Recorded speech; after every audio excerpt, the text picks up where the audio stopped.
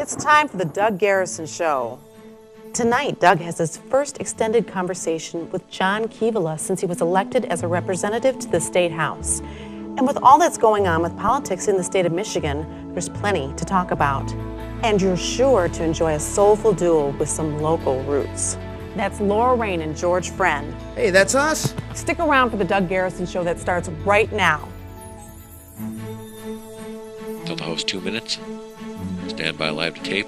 Lighting to show level, please. Confirm front of house sound PFL. Roll tape on masters to all the places. Alright, let's clear the set.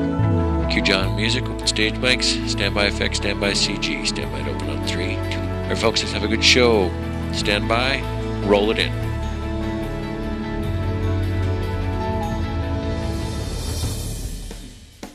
Okay, thanks for joining us on the Doug Garrison Show. We welcome you watching at home on Charter Channel 12 and Fox UP. Well, the theme of tonight's show is friends. Not like the old show Friends, my friends. An old friend, John Kivela, is here. We're going to talk about some issues important to the state. A lot of stuff going on around Michigan these days, and John's new to the process, but he's already got his feet wet. We're going to find out what he thinks about some important issues going on, and some new friends that I've made, Laura Rain and George Friend. They're a soulful duo. They've got some local contacts here. George is an old Marquette boy, and I think you're going to enjoy their music. So stick around, enjoy tonight's episode of the Doug Garrison Show.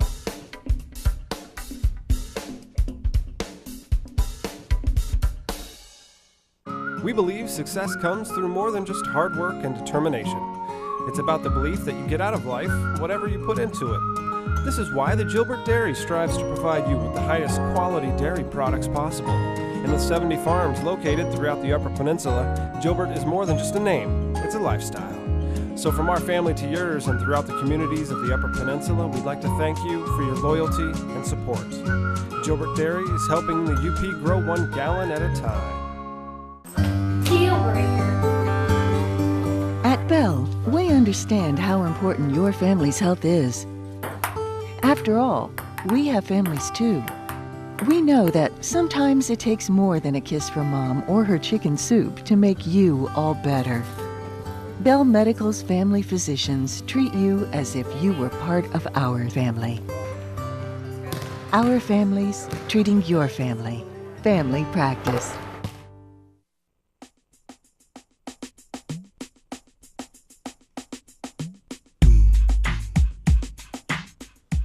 Well, our first guest is a familiar face to us and to me. You've been on the show before, John Kivela. John, welcome. The last time you were here, you were not our state representative representing the 109th House District, but you are now. Congratulations on that, by the way. Thank you, Doug. Happy to see that. Oh, you bet. Love coming back. Yeah.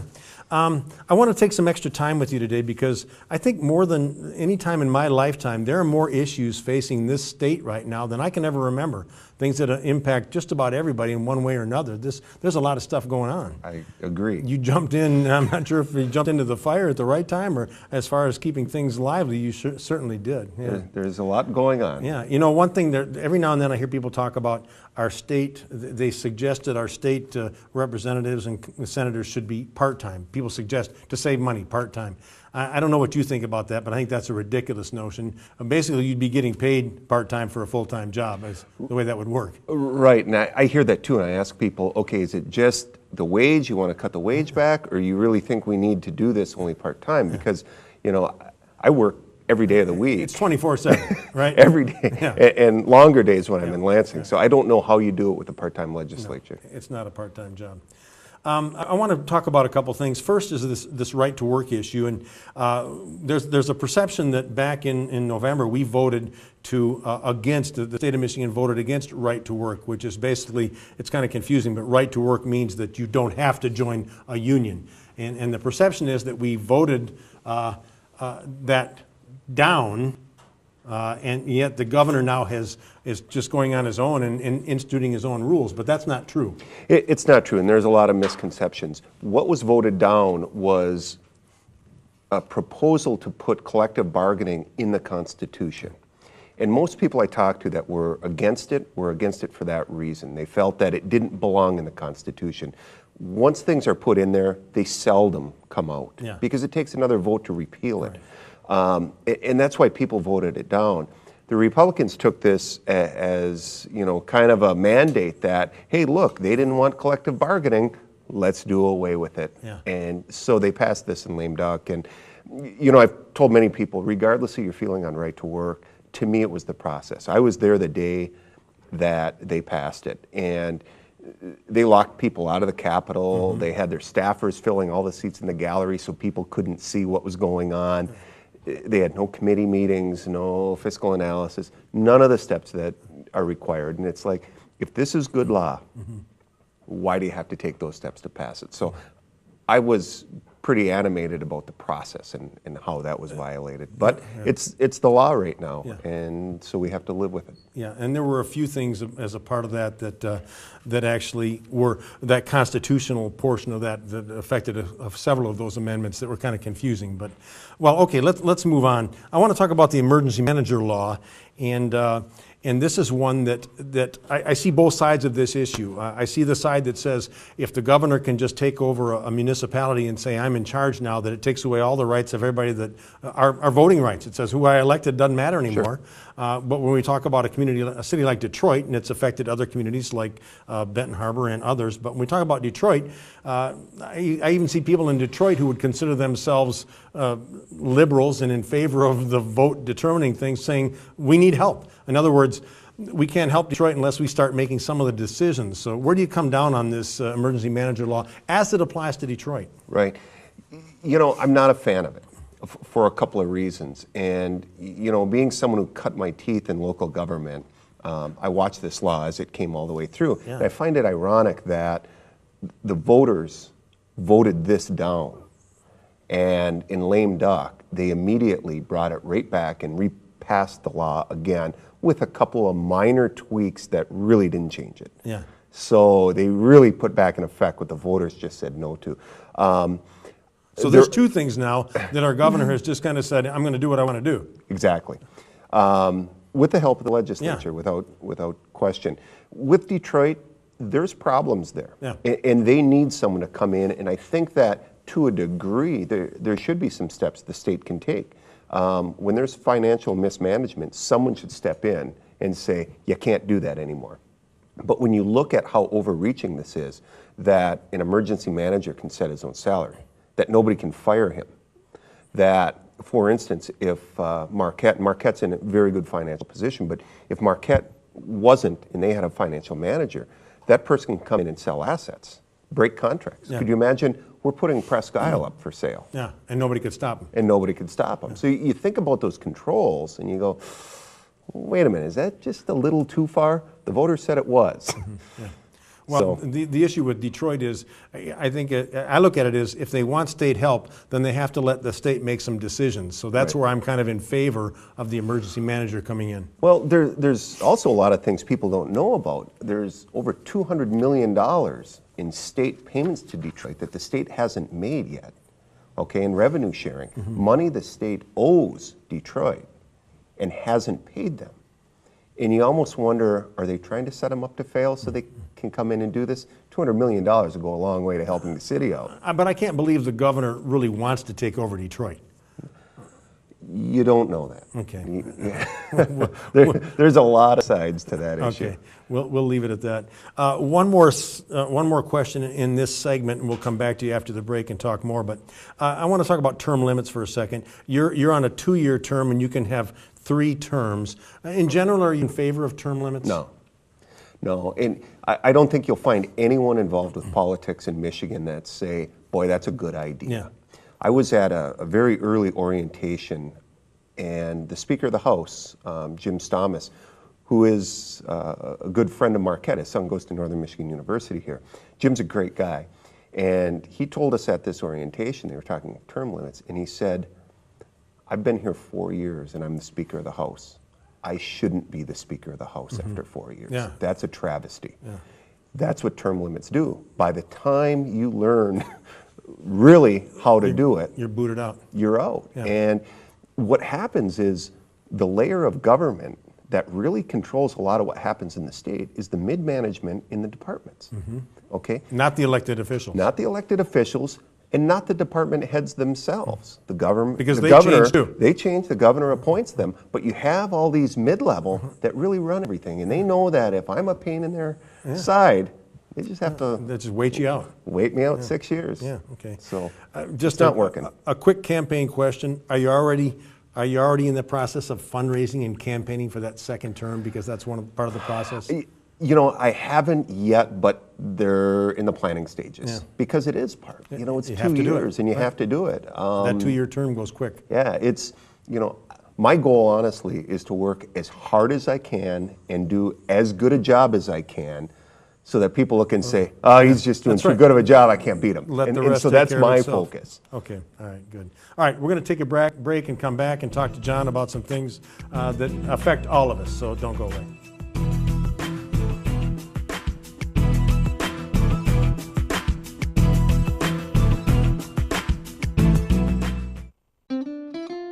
So, can anybody become a member at the Marquette Community Federal Credit Union? That's unbelievable!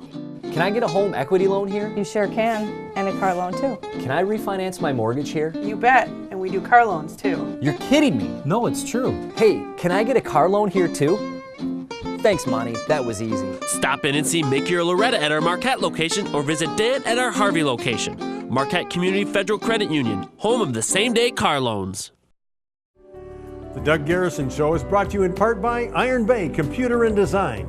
Iron Bay gives you the quality and service you demand. And by Cliffs Natural Resources, a global mining leader with local investment and impact. Cliffs Natural Resources. And by Reflections Hair Salon, featuring professional stylists, a family-friendly atmosphere, and prices to suit your budget. For an appointment, call Reflections at 226-0175.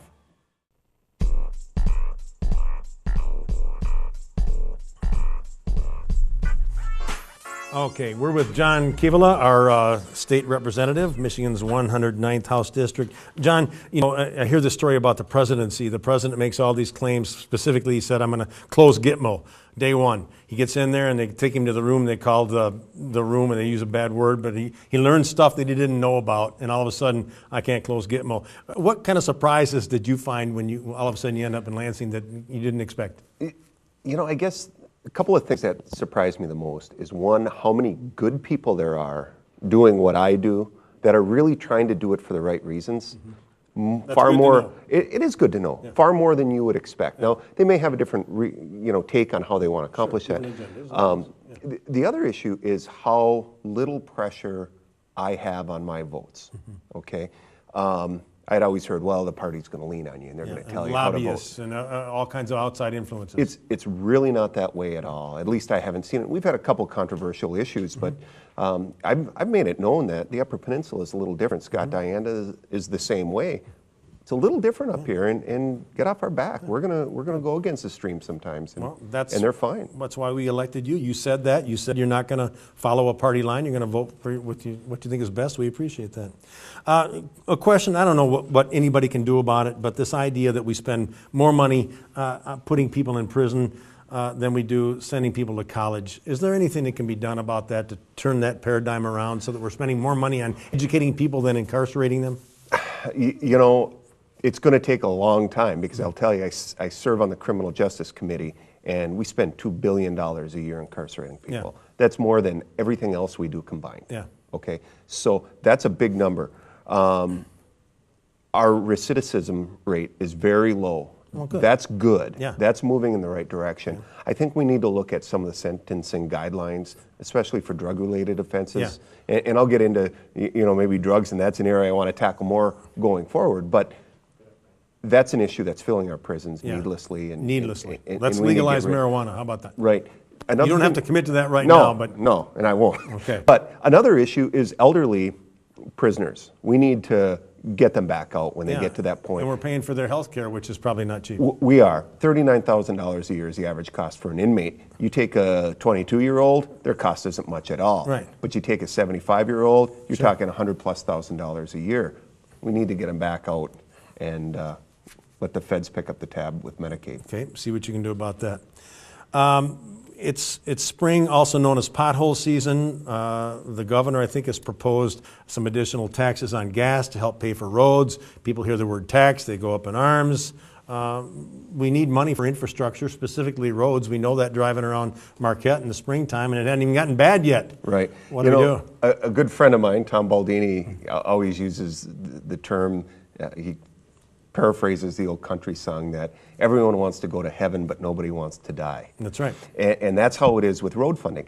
We all look and say, you know what, the governor is right. We need to spend $1.2 or $1.4 billion. But how do we come up with the money? Yeah. So there's a couple of interesting facts.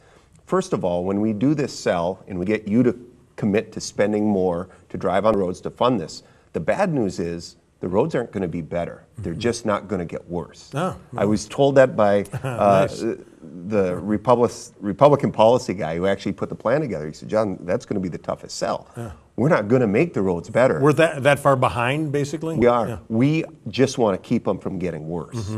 Okay. So with that in mind, you look at real quickly where the money comes from. And this is where Lansing is good at shell games, because they do this with money. Yeah. Now, everyone keeps hearing the gas tax is going up. Well, we charge about 18 to 19 cents a gallon on a gas tax right now. We also charge a sales tax, which depends on the amount of the price of the gallon, but about 20 cents. So you're looking at 38, 39 cents a gallon. They're looking at doing away with the 20-cent sales tax, putting in a combined 34-cent fuel tax. So yes, the gas tax is going up, but guess what? The price of fuel would actually come down in that plan.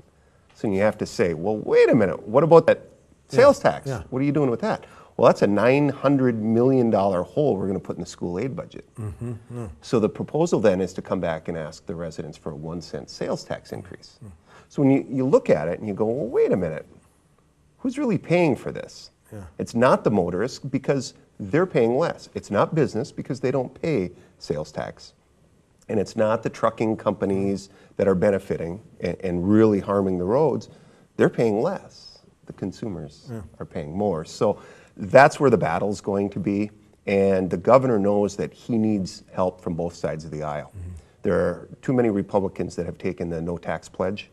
And so they're committed. They're not going to vote for more taxes.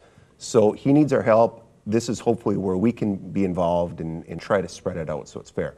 I will tell you that I believe we need to spend the money. If we don't, it's going to cost us far more in the long run. That's the way it always is with infrastructure, isn't it? You put it off, Absolutely. it costs more. It's going to cost 5 or 6 times as much in 10 years.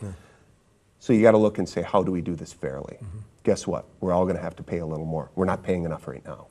We haven't raised the gas tax since '97. So.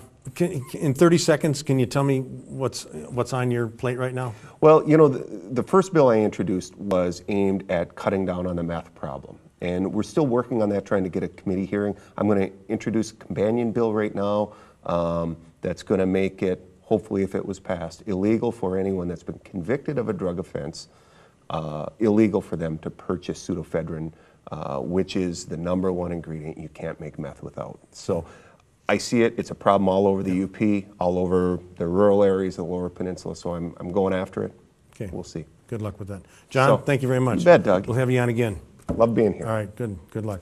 All right, John Kivela, he's a good representative for us. And let him know what you think. Go to his website, visit him, email him, Facebook him. He'd like to hear from you. All right, stick around. When we come back, we got some great music for you. Don't go away. All right.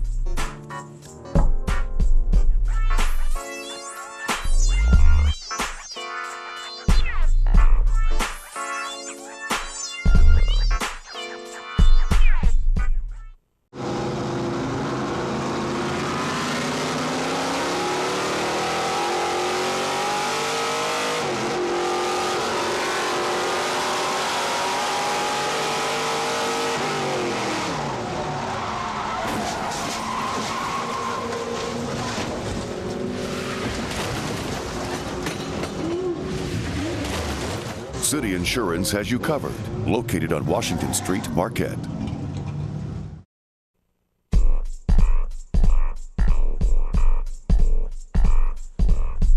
All right. Well, you're going to be glad you stuck around, because we have a couple of great, a soulful duo here, we're calling them, George Friend and Laura Rain. George, you've got local roots. You're back visiting family in Marquette. I am. Yeah. You brought Laura with you? Yes. here for vacation. She's been here before, and she liked it enough to come back. Yes. We like to hear that. She loves Marquette. Yeah, you're playing mostly in the Detroit area these days, though? We play all over Metro Detroit. Yeah, great. Yeah. And you enjoyed that, and you're getting good response down there, too. Oh, absolutely. I'm Yeah, sure. we have two different groups, the duo, and we also have Laura Rain and the Caesars. That's the full band. Yeah, everybody's in multiple bands. I've learned that. Yeah. Laura, you've got a CD coming out soon? Yes, first week of May. You can go to laurarain.net for all information, Okay. updated gigs. Visit your website, laurarain.net, find out about the CD and any other music you have going on, and also your schedule in the Detroit area. Yes. That'd be great. But you don't have to go to Detroit to hear them, because you're going to hear them tonight right here on the That's Doug right. Garrison Show. Stick around. We'll be right back with Laura Rain and George Friend.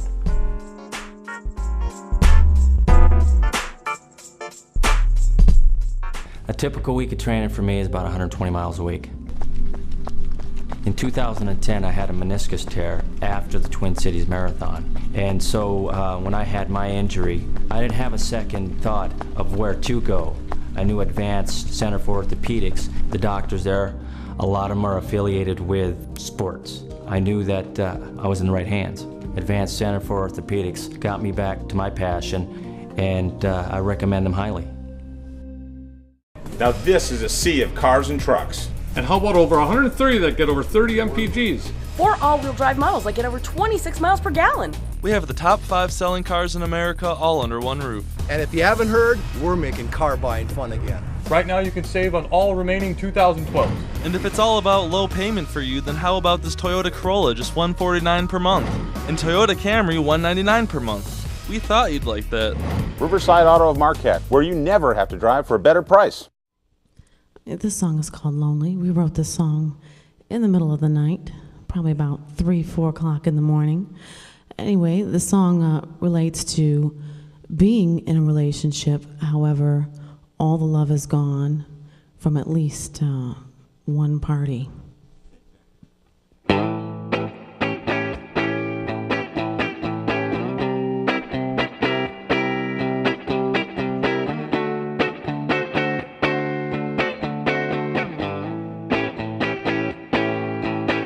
You get back, but you never come home. Turn it around, your life is upside down. Love me or leave me, just turn around now. Don't forget your love waiting at the door. It grows colder by the day. You're so lonely, lonely, lonely. You're so lonely, lonely, lonely. You're so lonely, lonely, lonely. You're so lonely, lonely, lonely.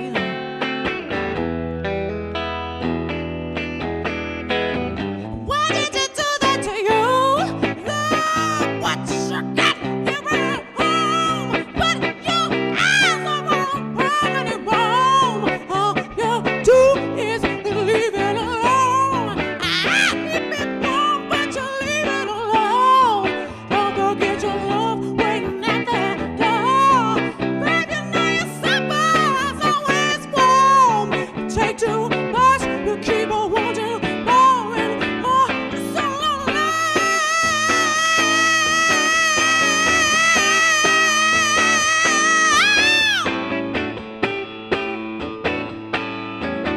So lonely, yeah.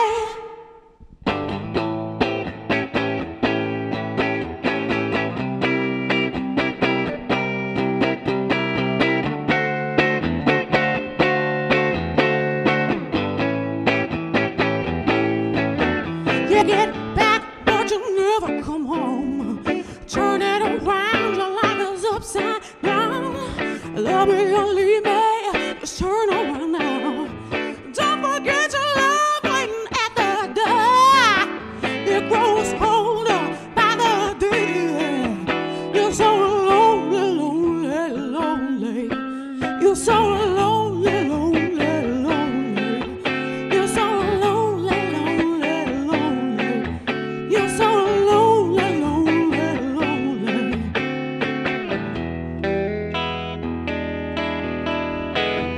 Why did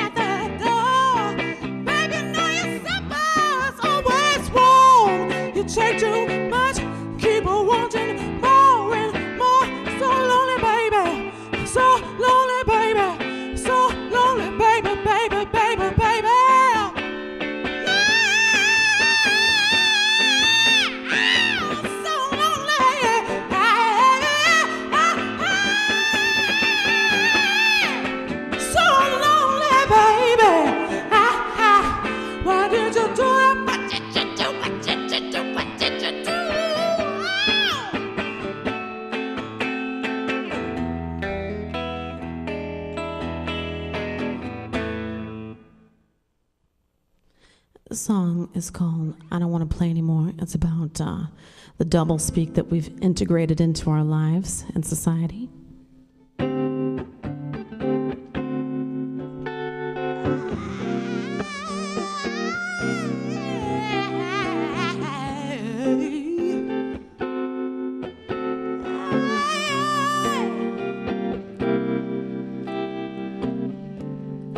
Every time you talk, baby, you don't say anything. Every time you talk, baby, you don't say anything. I keep thinking you must know what you're doing, baby. I don't have any doubt. Can you tell me why you're here, baby? Stop confusing me. I don't wanna play anymore. I got your number, babe. I don't wanna play anymore. Can't you see I'm tired, darling? I'm not listening anymore. Dun, dun, dun, dun, dun, dun.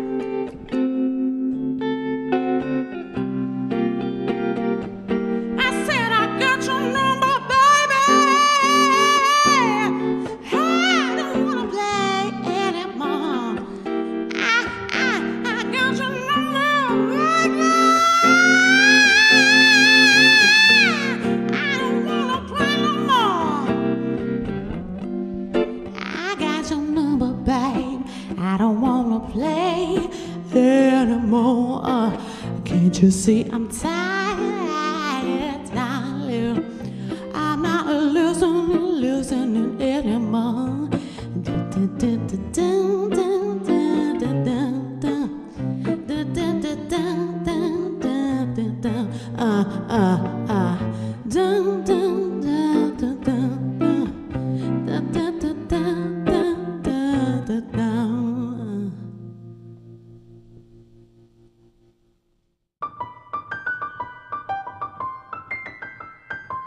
When the city seems too far away,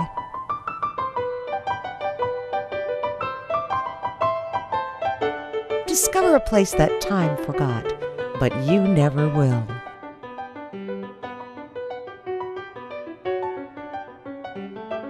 The Landmark Inn. We've been waiting for you.